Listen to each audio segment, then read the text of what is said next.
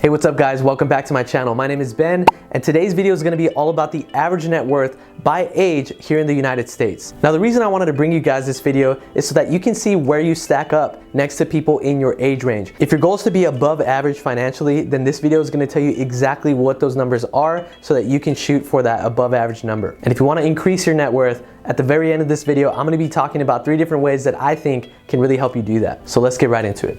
Now, net worth is a really good indicator of your wealth because it measures your liabilities versus your assets. Now, basically what that means is what you owe versus what you actually own. This number is how much you're worth when it comes to money, because fun fact, you're worth way more than what's in your bank account, all right? But that's a topic for another video. An easy way that I was able to calculate my net worth is I downloaded this app called NerdWallet. Now, it's kind of weird, I'd never really heard about it before, but as I was doing my research, I looked it up and I found that you can link pretty much all of your accounts to that app. And what it does is it measures all of them from, your checking account, if you have a retirement account, mortgage payments, car payments, all those kinds of things. You can put it on NerdWallet and it categorizes it for you and it gives you your calculated net worth. Now, the reason you want to maybe have it on an app is because every single month that number is going to change. There's interest percentage rates that are going to affect how much goes towards principal and how much of your money goes towards interest. And so that number is going to vary pretty significantly every month. So that's why you want to have something automated that's going to tell you right away after you pay your bills, hey, how much has your net worth gone up or down depending on what you're doing. Now, I don't have a partnership with them. Maybe at one point if I get big on YouTube, they could reach out to me and that would be really cool. But right now, this is just a recommendation based off of an app that I found to be useful. So before we get into the average net worth, I want to really talk about 2 different numbers because there's average and then there's the median net worth number. Now, the reason we're going to be giving you both today is because the average net worth can kind of be skewed. And the reason that is because the top 1% of all earners in America are a lot more wealthy than the rest of the 99. And that greatly affects the average number because you guys know the average net worth is basically taking all the combined net worth of every single person in an age category and then you divide it by the number of those people. And because the top 1% far out earn everybody, that drastically affects it. And you guys are gonna see that in the numbers that we discussed. Now, here's what the median really means. Let's say that you took 1,000 people, right, on a list and you calculated all their net worth. Well, the median number would be the 500th person on that list. So if you went from, highest earner to lowest earner, that 500 number, whatever it is, that's the median. And that's the number that you might want to shoot for because that means that, if you're above that number, you're wealthier than 50% of the people in that age range. So that's the median number right smack dab in the middle. In your 20s, this decade, the average net worth is going to be $57,000 and the median net worth is going to be $6,500. Now you can see there's some significant difference there, right? Because again, there's CEOs and tech startups that earned a lot more money that affect that average number. But in your 20s, don't be surprised if you have a negative net worth.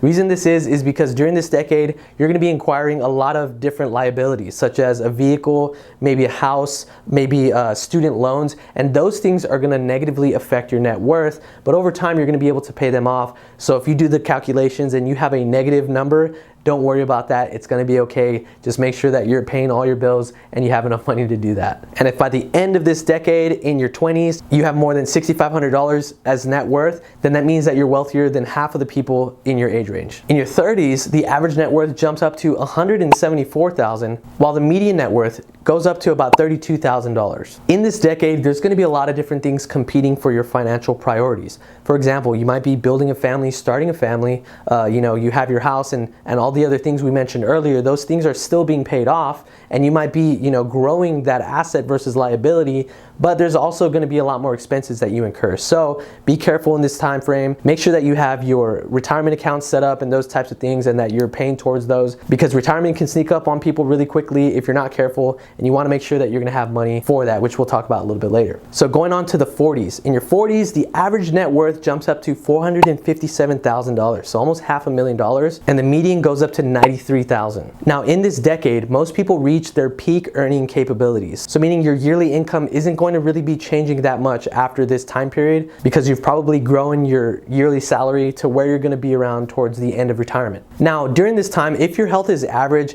I would really recommend start putting a lot of that savings and a lot of that fun money to use because you're not going to be getting any younger at this point. And when you're in your 40s, usually your body is still working and still in good order to where you can go skiing or you can go riding a bike in the mountains or something like that. to where you could still be active. You're not as young as you used to be, but you also have a lot more money to play with and take your family on trips. Really take advantage of this, because after all, on people's deathbed, they don't wish they spent more time in the office, right? They wish they spend more time making memories with their family, with their loved ones. And so really in your 40s, now that you have your peak earning potential, you should really take advantage of the money that you've saved. So moving on to the 50s.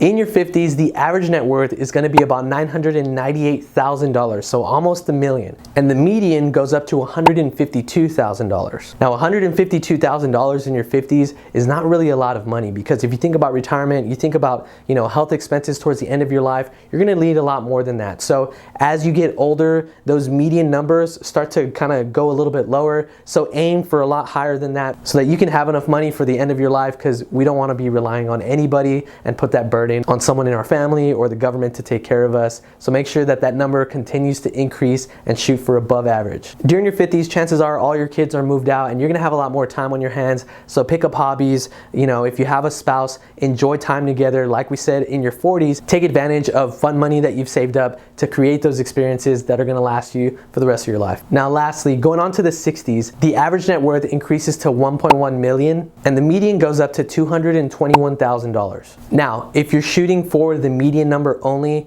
you can easily see how this is not a lot of money. And there's this thing called the 4% rule that people talk about when it comes to financial investment. And the 4% rule is basically you can withdraw 4% of your nest egg, or the money that you've saved up for retirement, comfortably without running out of money at the end of your life.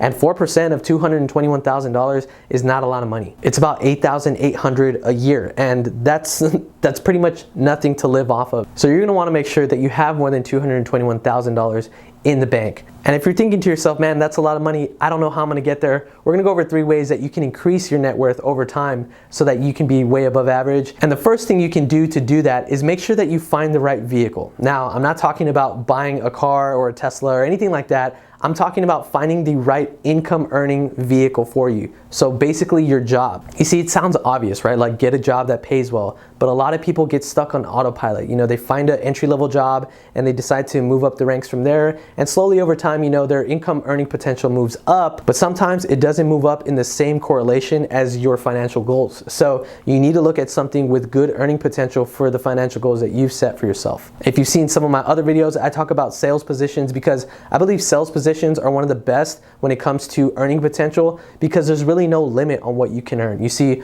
with the salary, you're capped at a certain amount. And with commission, you can sell as much product as you want, and you're just gonna get paid based off of that amount. And you can always increase and get better and continue to learn and grow, and that number can drastically increase over time. So make sure you find the right vehicle. Now, if you love your job, but they don't really pay you as much, you might wanna find a side hustle. And I've talked about that in another video, so go ahead and check that one out. And side hustles are exploding during 2020. People are stuck in their house a little bit more, they're online a little bit more. So people are really starting to take advantage of that, which is great. So I would recommend start a side hustle if you need to earn some income so that you can build up that net worth over time. Second thing that I would recommend is find assets that pay for themselves. To take advantage of debt, okay? Now, what do I mean by this? You can actually acquire an asset through debt and have that asset pay for itself. So for example, house hacking is one of the most popular ways to do this. Basically what house hacking is buying a home or a duplex or a fourplex and renting out the other rooms in that area so that you can help pay for your mortgage. Now this is obviously a good thing, and you acquire debt to purchase the home, but that debt is gonna be basically paying itself off, because you're gonna have those people paying you a monthly check, and that check is gonna go towards the mortgage, and that's what we call smart debt. Not all debt is bad. I know Dave Ramsey would tell you otherwise, but if you use that debt wisely, then you can really start to increase your net worth over time, because real estate only appreciates, and when you get older, you're gonna have a really nice asset that's completely paid off, and that's gonna increase your net worth a lot. Now, another asset that can really pay for itself that not a lot of people think about is hiring someone for your business. For example, if I had to pay somebody $20,000 a year, but they earn my company $40,000 a year, that means that I made a 200% return on my investment, which in a year, no real estate is gonna appreciate 200% a year, all right? So you can see how having someone on your team that you're paying can be a huge asset for your company and grow that net worth of yours over time very quickly. Now the third thing is that you can rent out items for cash. Now go online, get creative, and start to look at things that people want to rent that maybe you have that you can make cash off of. For example, do you have extra garage space that you don't need? Well, you can actually post that online as storage space, and people would love to pay you a monthly fee to keep their items stored with you. And there's tons of apps that can actually help you with this, whether it be, Facebook Marketplace, Craigslist, those places are great, but there's also apps that are specific for self-storage that you can post your garage space on, and people can find you there and rent out that space for a profit every single month. Or maybe you live on some land and someone needs to park their RV. You can do the same exact thing, rent out that piece of land, or maybe for a mobile home. People are always looking for places to park their RV or mobile home, so maybe you could rent out or lease that area of your land and make a profit every single month, put that land to good use if you're not using it for anything else. Another option is to rent out equipment that you own. For example, maybe somebody needs a tool, or maybe you have a bike that someone would like to rent, or a canoe if you live close to a lake. People want to rent those types of things, and there's plenty of apps that can help you find those customers with little time spent. For example, I think Spinster is one of them, where it allows you to rent your bike. And actually, in doing research for this video, I thought to myself, man, I have a road bike at home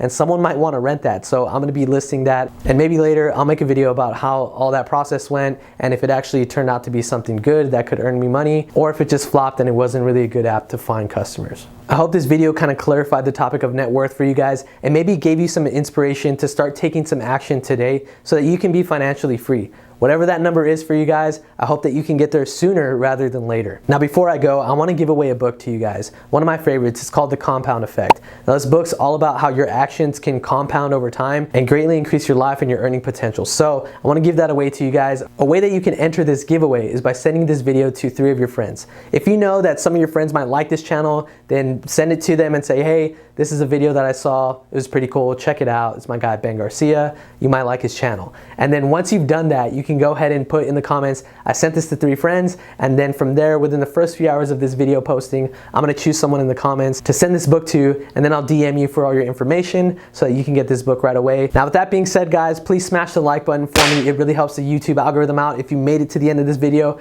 I really appreciate you watching my stuff. Thank you for all of you who do subscribe to my channel and who watch my videos faithfully. I hope you find value in them. And with that being said, I'm Ben Garcia in the next one.